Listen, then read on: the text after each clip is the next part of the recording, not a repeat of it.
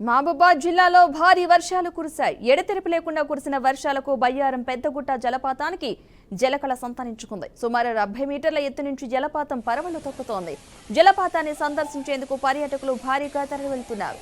జలపాతం వద్ద యువతీ యువకులు సెల్ఫీలు, ఫోటోలు, రీల్స్ తో ఎంజాయ్ చేస్తున్నారు.